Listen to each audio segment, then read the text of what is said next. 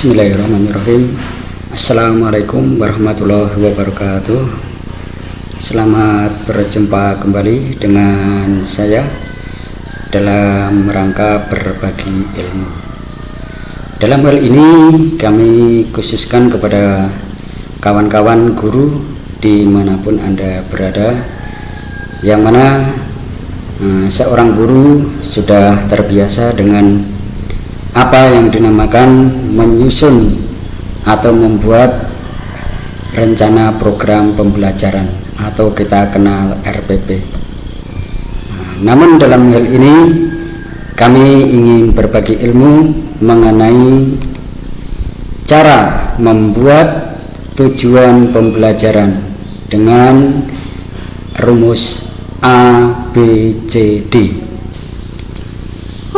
Jangan lupa.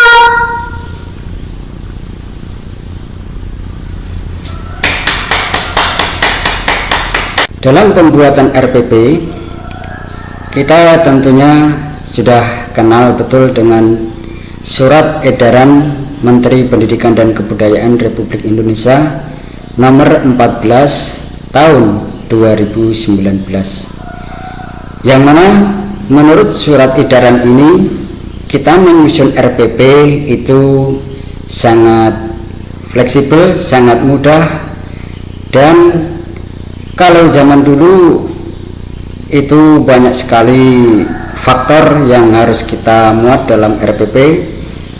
Namun sesuai edaran ini, maka RPP hanya berisi 3 submateri pokok, yaitu yang pertama tujuan pembelajaran, kemudian yang kedua kegiatan pembelajaran itu sendiri, dan yang ketiga yaitu asesmen.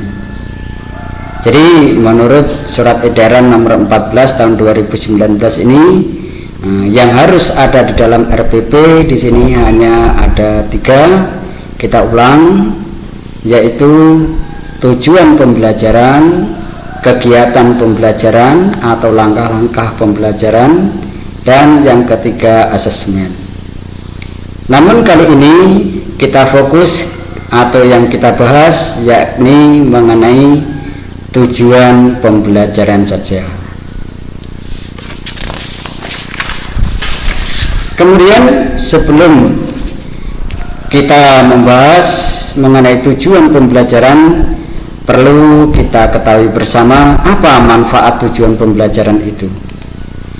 Manfaat tujuan pembelajaran antara lain yang pertama yaitu memudahkan dalam mengkomunikasikan maksud kegiatan belajar mengajar kepada siswa, sehingga siswa dapat melakukan perbuatan belajarnya secara lebih mandiri.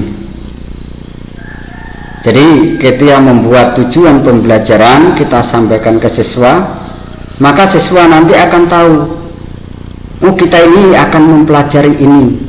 Maka siswa akan fokus terutama nanti dalam belajarnya yang secara mandiri. Kemudian yang kedua yaitu memudahkan guru memilih dan menyusun bahan ajar. Jadi kalau tujuannya misalkan mencangkok misalkan, maka nanti guru akan lebih cepat untuk bahan-bahannya ini, yang kita susun materinya ini. Itu. Jadi harus ada tujuan pembelajaran. Manfaat yang ketiga yaitu membantu mempermudah guru menentukan kegiatan belajar dan media pembelajaran. Ini sangat jelas, dengan tujuan maka media dan juga kegiatannya apa itu akan mudah juga ditentukan. Kemudian yang keempat yaitu memudahkan guru mengadakan penilaian. Di sini yang kami maksud adalah guru dalam membuat penilaian itu juga harus mengacu kepada tujuan. Jadi kalau tujuannya itu adalah menjelaskan perkembangbiakan hewan mamalia misalkan, maka pemilihannya juga harus tentang perkembangbiakan hewan mamalia. Tidak boleh menyimpang, jadi harus sinkron. Makanya antara tujuan pembelajaran dengan penilaian itu harus sinkron. Kemudian apa kaitannya dengan ABCD tadi? Maka yang kami maksud ABCD tadi ialah yang pertama A, yaitu audien. Maksud dari audien ini adalah siapa saja yang mengikuti proses pembelajaran.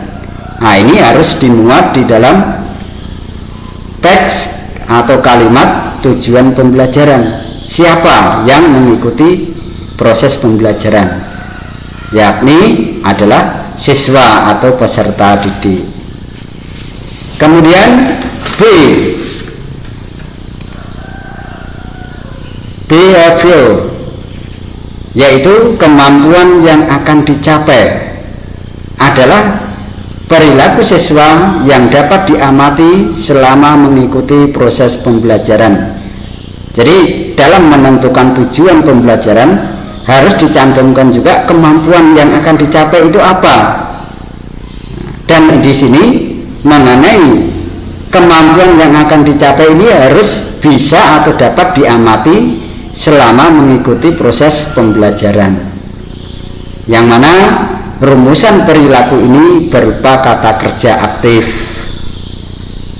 Kemudian C, yaitu condition. Condition di sini maksudnya adalah aktivitas yang akan dilakukan. Jadi anak ingin mencapai apa tadi, harus melalui apa atau kerja apa. Itu yang dimaksud aktivitas yang akan dilakukan, yaitu persyaratan yang harus dipenuhi sehingga perilaku yang diharapkan dapat ditunjukkan oleh siswa. Kemudian D, yang keempat,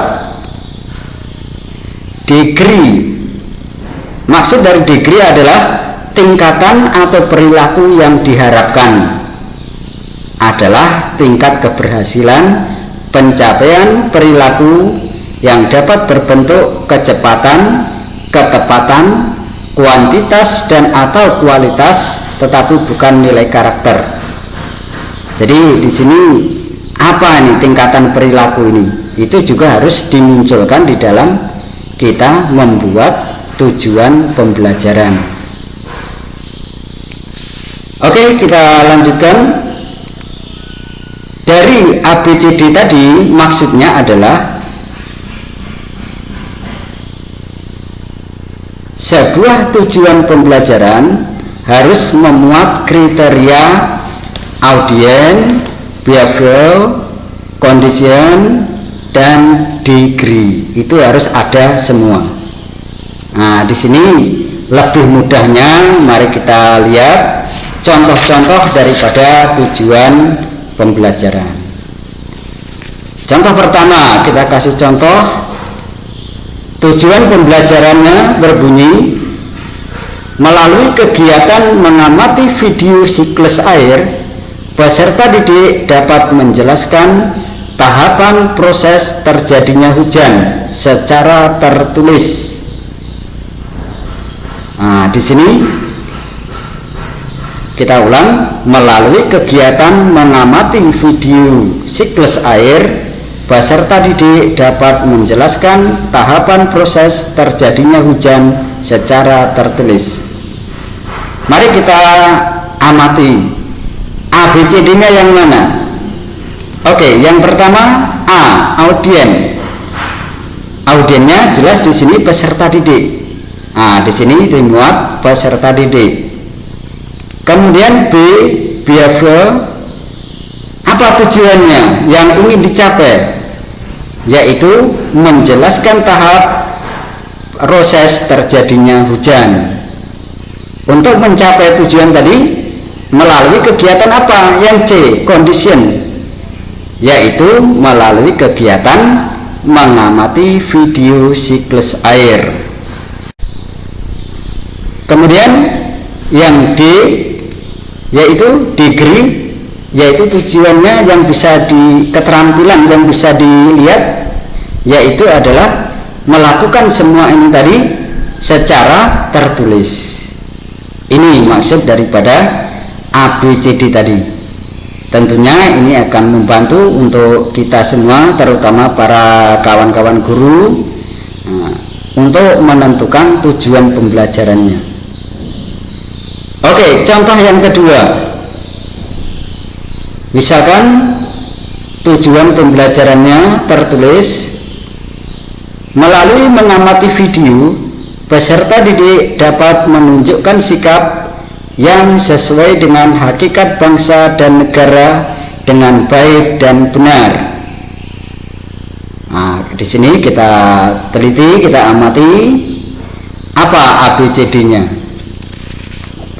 Audien, yaitu peserta didik, kemudian behaviornya, yaitu menunjukkan sikap yang sesuai dengan hakikat bangsa dan negara. Untuk menunjukkan sikap yang sesuai dengan hakikat bangsa dan negara tadi melalui apa?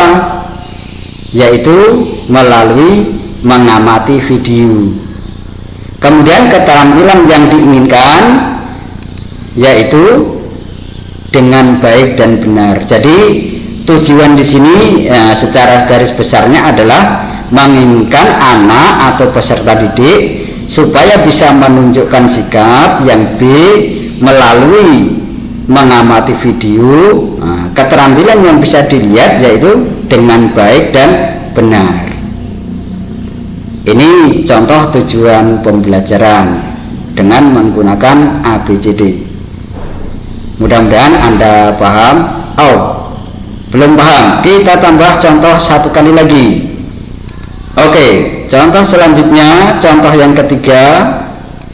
Tujuan pembelajarannya kita contohkan melalui kegiatan wawancara, peserta didik mampu menganalisis jenis usaha ekonomi yang dikelola sendiri terkait pengelolaan sampah dengan tepat. Nah, ini contoh daripada tujuan pembelajaran. Maka contoh pembelajaran ini bagus apa enggak, sesuai apa enggak, maka harus ada unsur ABCD tadi. Maka kita lihat apa A-nya, audiennya. Jelas audiennya adalah peserta didik. Oke, di sini sudah termuat mengenai peserta didik. Kemudian apa yang diinginkan atau tujuannya, yaitu menganalisis jenis usaha ekonomi yang dikelola sendiri terkait pengelolaan sampah.